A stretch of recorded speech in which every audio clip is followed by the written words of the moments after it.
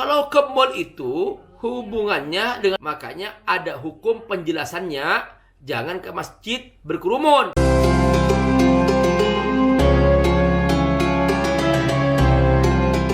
Jangan lupa donasi untuk keberlangsungan FAT TV ini. Insya Allah semua yang Anda donasikan Allah akan mengganti dengan lipat ganda, karena di sini Anda beramal jariah. Ayo bergabung dalam dakwah FAT TV. Semoga Allah berkahi. Kenapa Pak Ustadz kalau ke masjid kok nggak boleh? Kalau ke mall boleh? Loh, kalau ke mall itu hubungannya dengan mubahat yang tidak ada hubungan dengan kewajiban.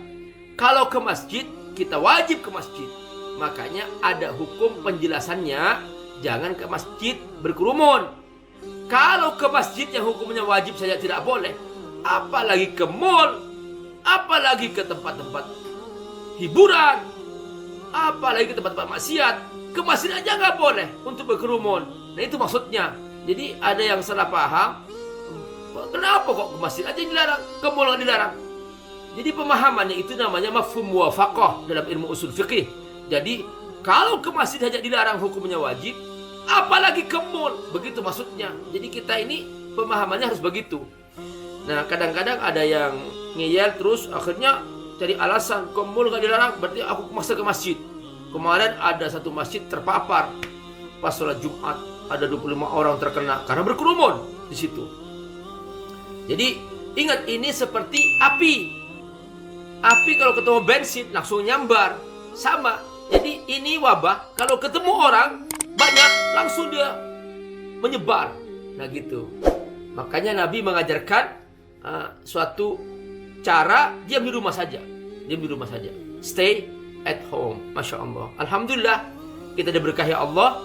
Sekalipun kita di rumah, kita tetap berkomunikasi di antara kita sehingga kita benar-benar diberkahi oleh Allah Subhanahu wa taala.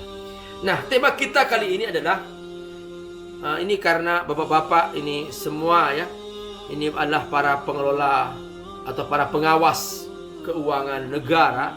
Nah, saudaraku Allah, pertama kita berbicara tentang masalah nuzul, nuzulul Quran.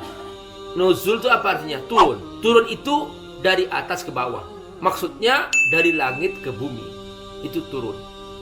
Jadi bumi ini butuh langit untuk bisa berfungsi. Tidak bisa bumi ini melepaskan diri dari langit. Tidak bisa.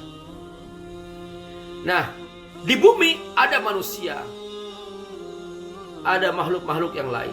Karena manusia sebagai pengelola bumi, inni ja'ilun fil ardi khalifah, maka manusia ini tidak bisa seenak nafsunya. Maka manusia harus mengendalikan nafsu. Karenanya salah satu rukun Islam ada namanya ibadah mengendalikan nafsu. Inilah puasa. Kita sedang puasa dan kita berhasil kendalikan nafsu. Bahkan kita selama puasa, yang kita kendalikan itu bukan hanya yang haram, yang halal kita kendalikan.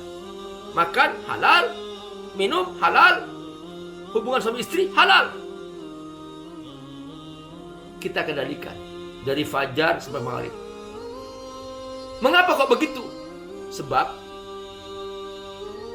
kalau kita berhasil mengendalikan diri dari yang halal, maka tidak ada alasan untuk melakukan yang haram. Yang halal saja aku bisa kendalikan, apalagi yang haram. Begitu alasannya. Dan inilah takwa. Takwa artinya bahwa kita berusaha mengendalikan nafsu kita dari yang halal sehingga kita semakin jauh dari yang haram. Inilah takwa. Makanya Allah hubungkan antara puasa dengan takwa. Kutiba alaikumus syiyam kama kutiba alal ladzina min qablikum la'allakum tattaqun. Ini takwa, puasa. Maka ketika seseorang berpuasa, dia lebih mudah untuk bertakwa. Dia akan semakin bertakwa. Nah, ketika bertakwa, maka semua jadi aman. Mengapa? Karena ketika seorang bertakwa, dia pertama, dia akan berusaha menjaga dirinya dari yang haram. Harta ini haram, dia tidak mau ngambil. Sekalipun banyak menggiurkan, haram, nggak mau ngambil. Korupsi haram, dia tidak mau korupsi. Ngapain? Capek-capek kerja kalau ujungnya masuk neraka. Karena sedikit saja korupsi itu, harta haram, itu sudah hubungannya dengan neraka. Wailun lil mutaffifin alladzina idza iktalu 'alan nas yastawfun wa idza kaluhum aw wazanuhum yukhsirun ala yadhunnu ulaika annahum mab'uthun liyaumin 'adzim liyaumin 'adzim liyaumin 'adzim yauma yaqumun nasu lirabbil alamin. Masuk neraka kata Allah orang yang mengambil harta haram sekalipun sedikit. Mutaffif itu adalah koruptor. Mutaffif, koruptor, mencuri sedikit saja.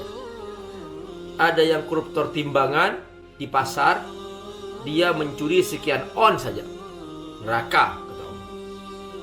Ada yang koruptor kwitansi, dia mengubah harga untuk supaya masuk diri sendiri, neraka kata Allah. Langsung neraka. Assalamualaikum warahmatullahi wabarakatuh. Virus corona sudah kita sadari bahwa begitu cepat menyebar dan sudah banyak yang jadi korban, dan saatnya kita turun tangan untuk memberikan bantuan kepada mereka. Teman-teman AJT semuanya sudah siap siaga dan sudah membangun posko di hampir seluruh belahan bumi Indonesia yang kita cintai ini. Abi kali ini ingin mengajak teman-teman dermawan semua dimanapun Anda berada, ayo kita bergabung dalam jihad harta. Nah, sekarang dampak corona bukan hanya sakit.